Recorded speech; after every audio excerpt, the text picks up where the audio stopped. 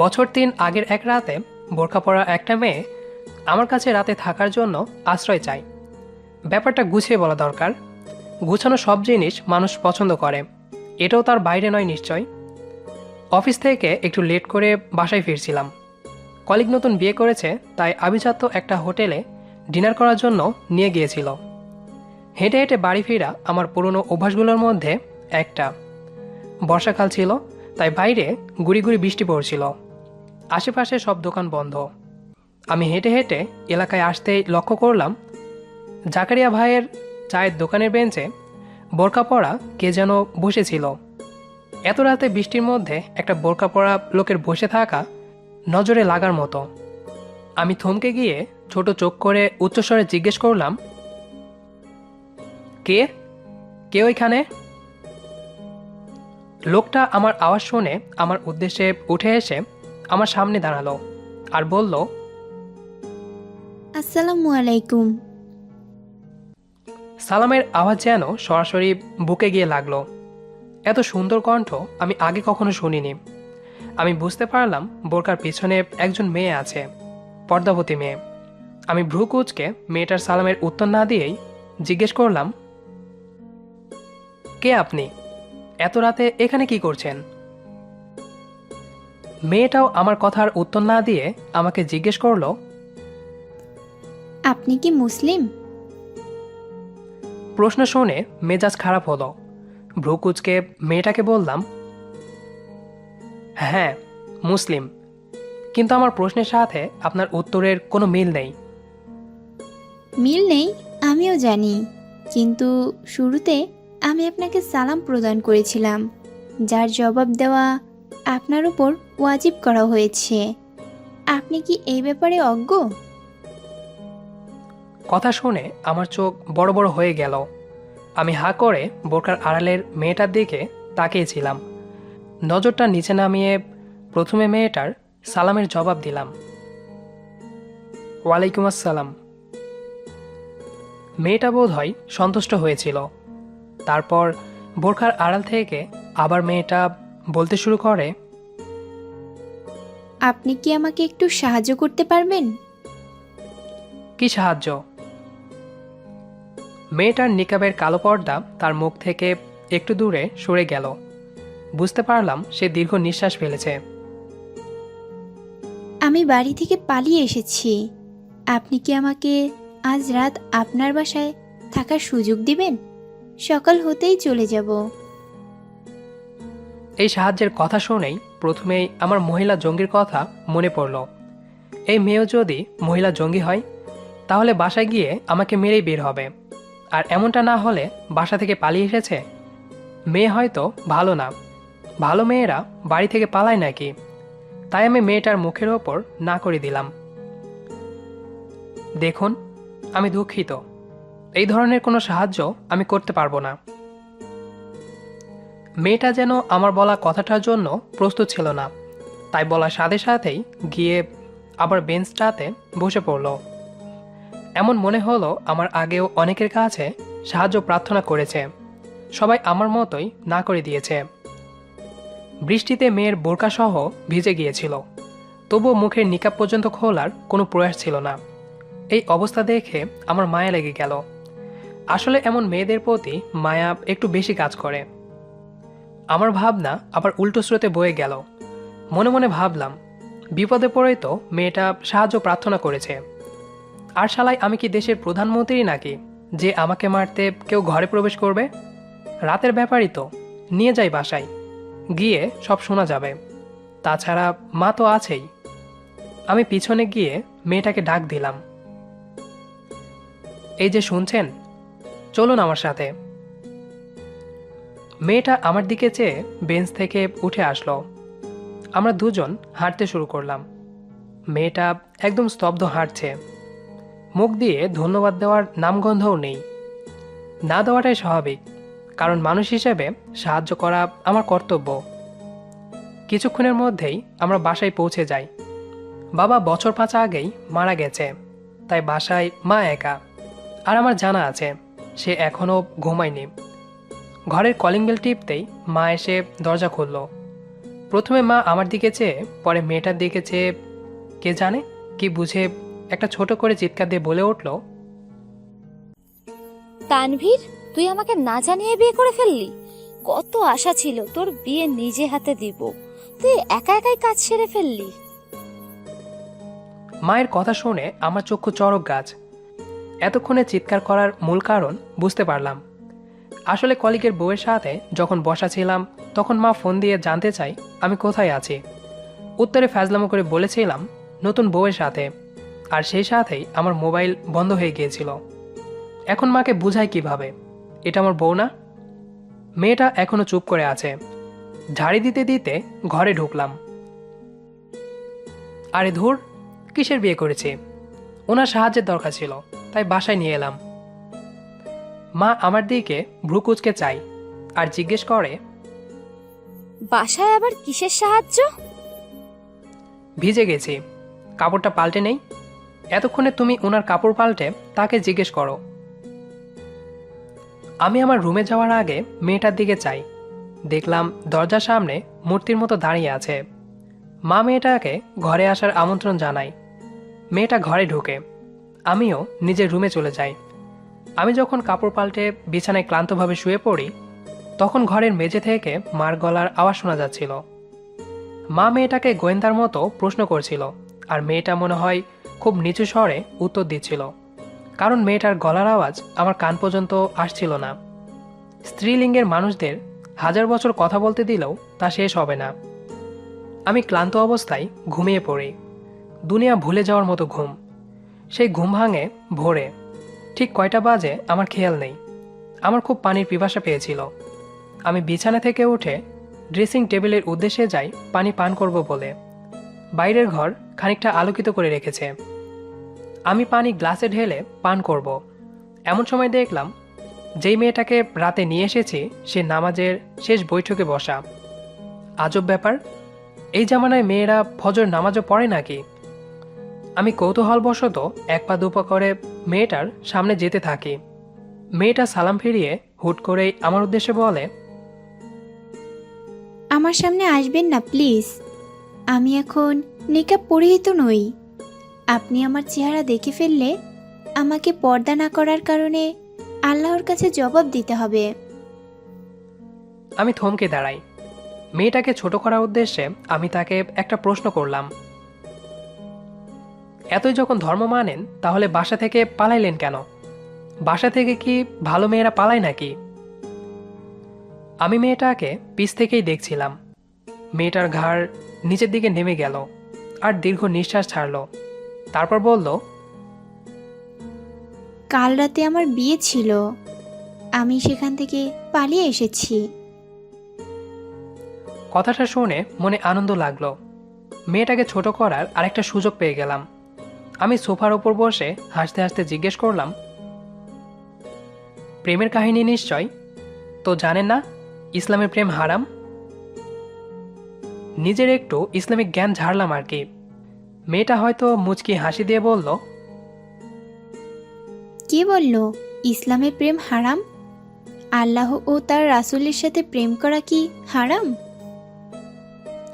মেয়েটাকে ছোট করতে গিয়ে নিজেই বোকা হয়ে গেলাম। তারপর আমতা আমতা করে বললাম, তা অবশ্য ঠিক, তাহলে বিয়ে বাড়ি থেকে পালালেন কেন? আমার বিয়েটা একটা ধনী পরিবারের ছেলের সাথে হতে যাচ্ছিল। আমি মেয়েটার কথার মাঝখানে থামিয়ে দিয়ে বললাম, তাহলে তো সুখেই দিন পার করতে যাচ্ছিলেন, পালালেন কেন? মেয়েটা হয়তো বিরক্ত বোধ করলো, আবার বলতে শুরু করলো, বড়লোকের বিয়ে মানে তো জানেনই, ধুমধাম করে বিয়ে করিয়ে সবাইকে জানাতে হবে। বউ স্টেজে সেজে বসে থাকবে আর সবাই তাকে দূর থেকে দেখতে পারবে। মাঝে মাঝে কয়েকজন ছবি তুলবে। আর এটাই আমার পছন্দ ছিল না, ব্যাস এটুকুই কারণ। স্টেজে বসতে আপনার সমস্যা কী ছিল? মেয়েটা আমার প্রশ্নের পরিবর্তে আমাকে প্রশ্ন করলো, আপনি কি কখনো কুমারী পূজা দেখেছেন? হ্যাঁ, অবশ্যই দেখেছি। কি হয় ওখানে? একটা মেয়ে স্টেজে বসে থাকে আর তাকে জনে জনে পূজা করে, ভক্তি করে। মেয়েটা হয়তো মুচকি হাসলো আর বলল, আপনি আপনার উত্তর পেয়ে গেছেন। মেয়েটার কথা শুনে আমার চোখ বড় বড় হয়ে গেল। নিজেই নিজেকে প্রশ্ন করলাম, মেয়েটা কি এই ধরনের বিয়েকে কুমারী পূজার সাথে তুলনা করলো? চুপ করে ভেবে নিজেই নিজেকে উত্তর দিলাম, ঠিকই তো, এই ধরনের বিয়ে আর কুমারী পূজার মধ্যে সম্পূর্ণ মিল আছে। আমি মেয়েটাকে আবার বললাম, তাহলে হিজাব পরে স্টেজে বসতেন, হিজাব তো পর্দারই অংশ।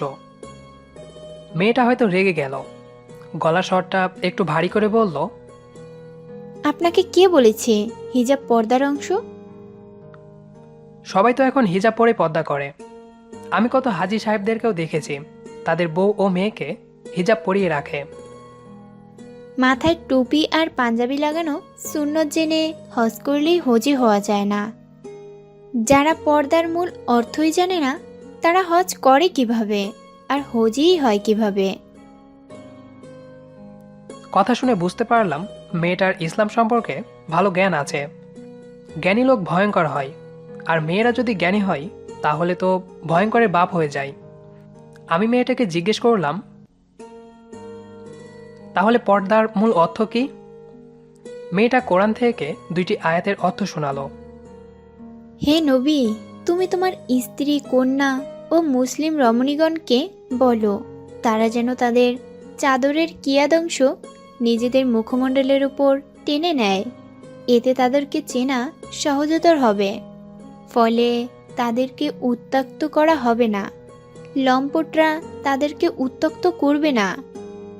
সূরা আহজাব 33 নম্বর সূরা, আয়াত 59।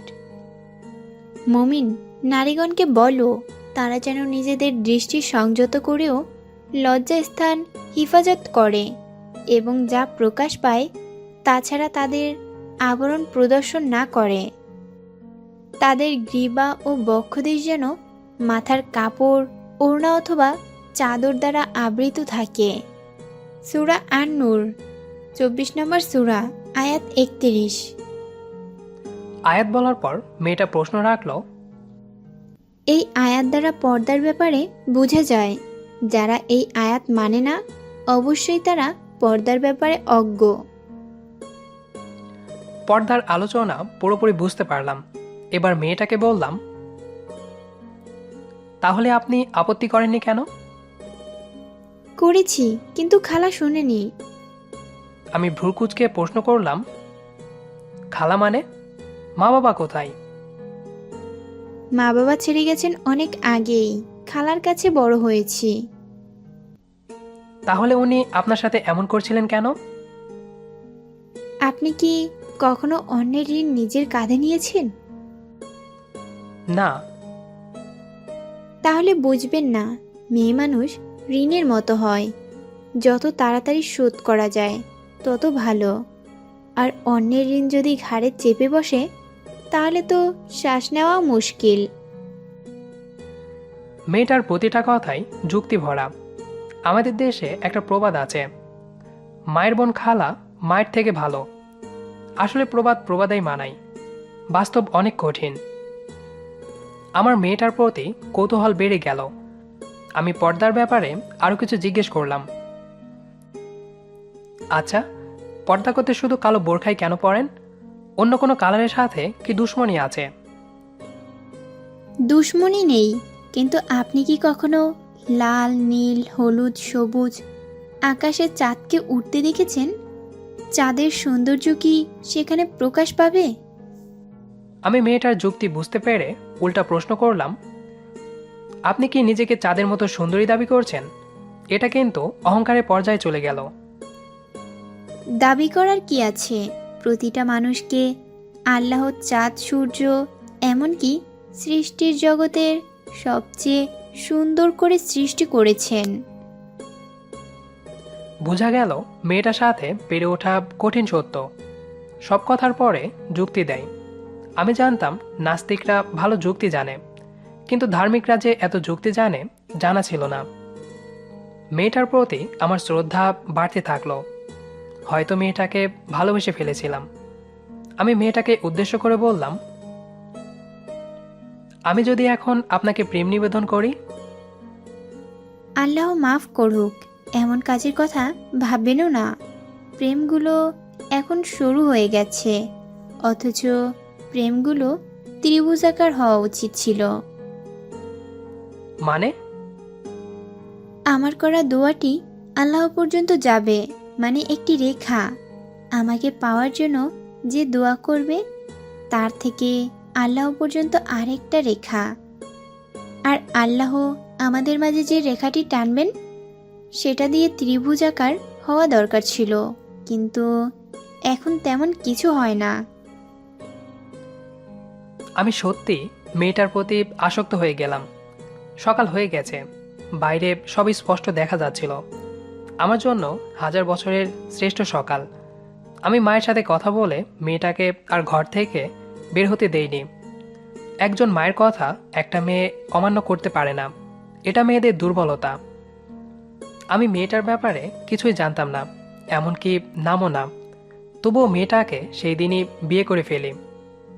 মধুচন্দ্রিমার রাতে যখন বৈধভাবে মেয়েটার চেহারা দেখলাম, বুঝতে পারলাম কেন আল্লাহ বলেছেন তিনি মানুষকে সব থেকে সুন্দর করে সৃষ্টি করেছেন। আমার ঘরে যেন চাঁদের থেকে সুন্দর একটা মুখ প্রবেশ করেছে। আমি আল্লাহর শুকরিয়া না করে পারলাম না। মেয়েটাকে বিয়ে করার পর আমি তার নাম জিজ্ঞেস করেছিলাম।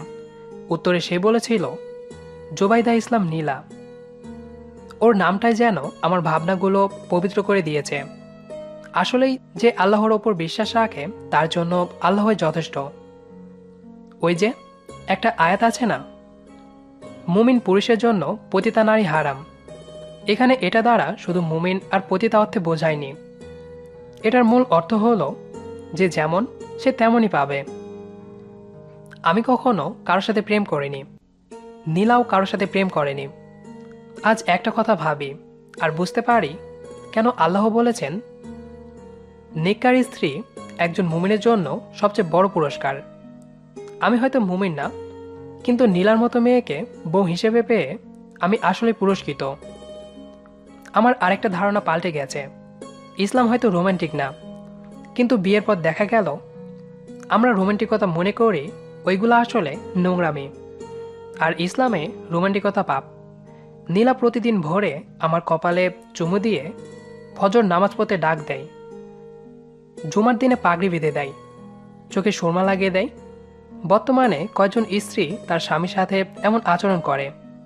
আর বৃষ্টিতে ভিজাকে আমরা রোমান্টিকতা বলি না, ওইখানেও ইসলাম রোমান্টিক। আসলে বৃষ্টিতে ভেজাও সুন্নত। কয়েকদিন আগে নীলা আমাকে বৃষ্টিতে ভেজার জন্য ছাদে টানতে লাগলো। আমি যেতে মানা করাই ও আমাকে একটা হাদিস শোনালো।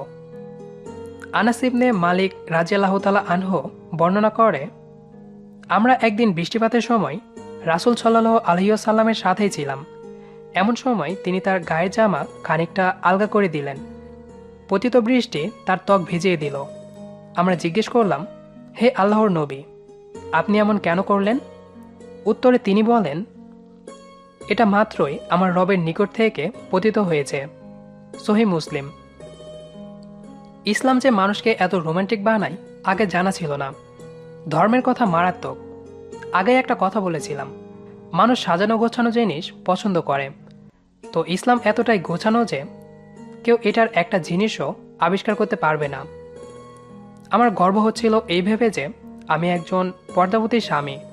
রূপবতীর রূপ, মায়াবতীর মায়া, লজ্জাবতীর লজ্জা সব জায়গায় সমান নাও হতে পারে, কিন্তু একজন পর্দাবতীর পর্দা সব জায়গায় সবসময় সমান। আশা করি গল্পটি আপনাদের কাছে ভালো লেগেছে। আর যদি ভালো লেগে থাকে তাহলে এই ভিডিওটিতে একটি লাইক দিবেন। আর নিয়মিত এমন ভালোবাসার গল্প পেতে আমাদের চ্যানেলটি সাবস্ক্রাইব করে আমাদের সাথেই থাকবেন। আর হ্যাঁ, কমেন্ট করে জানাতে ভুলবেন না আমাদের আজকের গল্পটি কেমন হয়েছিল।